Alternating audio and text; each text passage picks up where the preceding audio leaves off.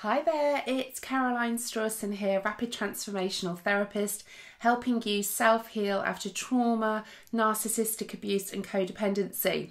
So if you're watching this on YouTube, I'd love you to subscribe, and if you're watching this on Instagram, then please hit like, follow and share with anybody that you think would really benefit from seeing this.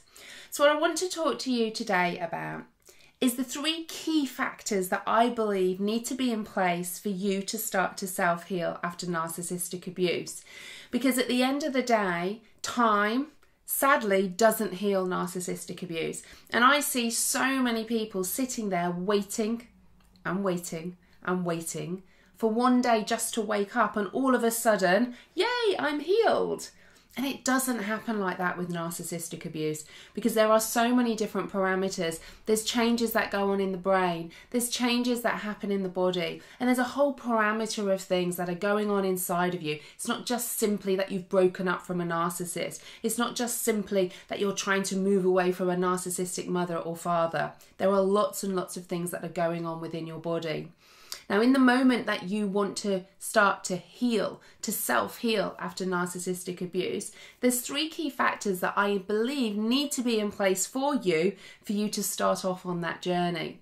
Now, the first one is the actual belief that you can actually heal. Because I see so many people sitting there thinking, I'm going to feel like this forever. And I can really relate to that, because I sat there for years after I split up from the narcissist from my marriage, thinking, okay, today's another day. Why am I still feeling the same?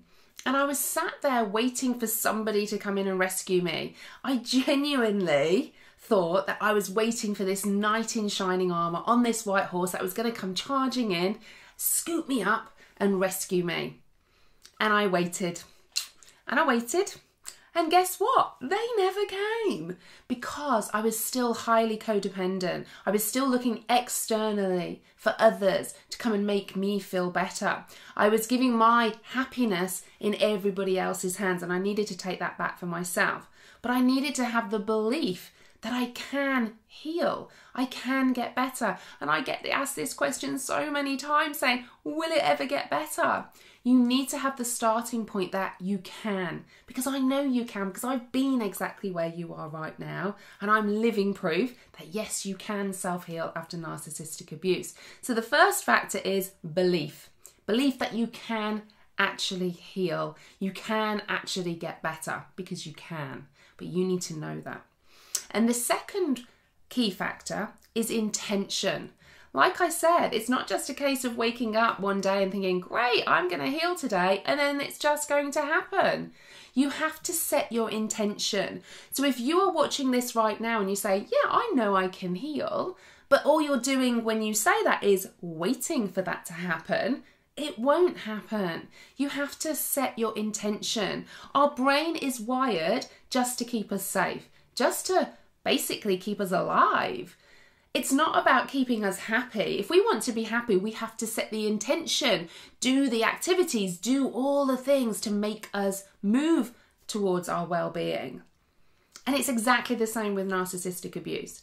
We have to intentionally create a life where we are moving towards healing. Now, whatever that is, now that might be follow somebody like me, watch my videos on YouTube, follow me on Facebook, join my big free support group on Facebook, maybe join my monthly membership group called the Self-Healers Circle, which is an inner circle to help women heal, self-heal after narcissistic abuse and codependency, where you get regular coaching.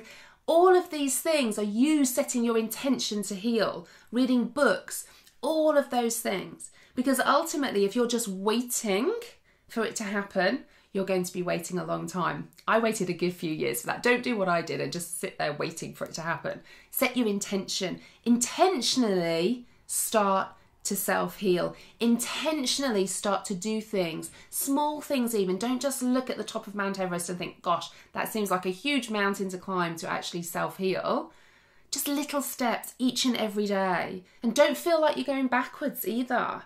Because you're not, you're learning, you're growing each and every day, but you need to set your intention to do that. And the final one, which is probably one that I think most people find the hardest, I know I certainly found this one really, really hard. And that's deserving. Do you deserve to actually heal? Do you deserve to live a happy life? Because what I realised was, and I really, really struggled with this one, because I was coming from a place of not feeling worthy, of not feeling good enough. So I was actually sabotaging myself from actually healing. And I see this a lot. I have a lot of people who contact me about having one-to-one therapy and coaching with myself to help them heal. And very often we might have a conversation, and just when they're about to maybe start to work with me, something crops up. Now, this doesn't happen with everybody, but I see it with a few people. And it's almost like your brain is thinking, whoa, hold on a second, what, you healing? Oh, no, you don't deserve that. We don't know what that's like. Because remember, your brain works on familiarity. So you suddenly then wanting to heal and maybe move towards happiness and peace and calm, your brain is like, well, hold on a second. We're used to a life of struggle. We're used to a life of this. This is secure for us. We want you to stay there. So all of those things are going to start to come in to self-sabotage you. You might go on a date with a new guy or a new girl, and they could be lovely and really, really nice to start off with. And your brain's like, oh, hold on a second. We're not used to this. We're not used to this. We're used to a narcissist. We're used to narcissistic abuse. So what happens is self-sabotage comes in. You'll create an argument. You'll create something to end that relationship with them. So it's all about being deserving. Now, I was coming from a place, like I said, where I really didn't think I was good enough or worthy. Now, that came from my perspective, from a deep subconscious belief. That came from my childhood. Now, when we have a belief that we're not worthy or not good enough, which comes from the subconscious belief that's installed in us in our childhood, by our caregivers, by our parents. Now, that could be because of some major trauma, what we call a big T trauma. It could be a little t trauma. Certainly from my perspective, I'd always look back on my childhood with fondness and love and memories, and it was only when I split up from my ex-husband, when I did a lot of deep inner work, that I realised that actually my childhood had really shaped who I was as the woman, as an adult. And although I look back and I knew my mum and dad had done the best that they could, my dad was really quite emotionally unavailable, and my mum was this codependent, people-pleasing empath. So for me, doing gymnastics, some of you will already know this story, when I used to do bits of gymnastics in my lounge as this 7-8-year-old little girl, I'd do this routine, and my dad would be the judge sat on the sofa, and he'd be there going, 9.99 recurring. So of course, me as the child, I was thinking, well, hold on, I just did that really, really well. I'm going to do it again. So I would be there prancing around again, and my dad would be, 9.99 recurring. Now, as an adult, many years later, I can look back on that and laugh and think, well, you know, he wasn't doing that deliberately. He was just thinking he was funny. But me as the child in that moment, my interpretation of that event was, I can't be good enough. I can't be worthy. And then factoring lots of other events like that, not because my dad didn't love me, but because my dad was parenting me to his capabilities. But for me as that child, I was attaching meaning and interpretation to all of these other events by how my father was being with me was, I'm not good enough, I'm not worthy. So this set me up as a teenager being this high achiever, and then attracting narcissists into my life, friendships, relationships. And it was only when I was in my 30s that I thought, hold on a second, this isn't right.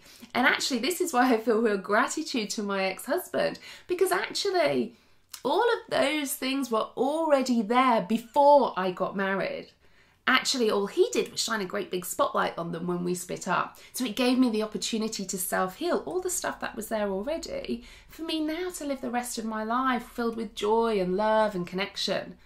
But I really had to work inwardly to know that I actually deserved to live a life of happiness, of love, of connection, of joy, because I was coming from a place of not feeling good enough. So I needed to deserve and feel that I deserve to actually heal. So the 3 key factors that I believe need to be in place for you to really start to self-heal. And you need all 3 of these. You need to have them all. That's the belief you can actually heal. And then intention. What actually are you intentionally doing to start to heal? And the final one, maybe the hardest one of all, deserving. Do you deserve? And I don't mean do you just think you deserve it. You need to feel that you deserve it as well, because they're very two different factors. You know, I used to think I was good enough, but I didn't feel I was good enough. I used to think I was worthy, but I didn't feel that I was worthy. I needed to connect them both.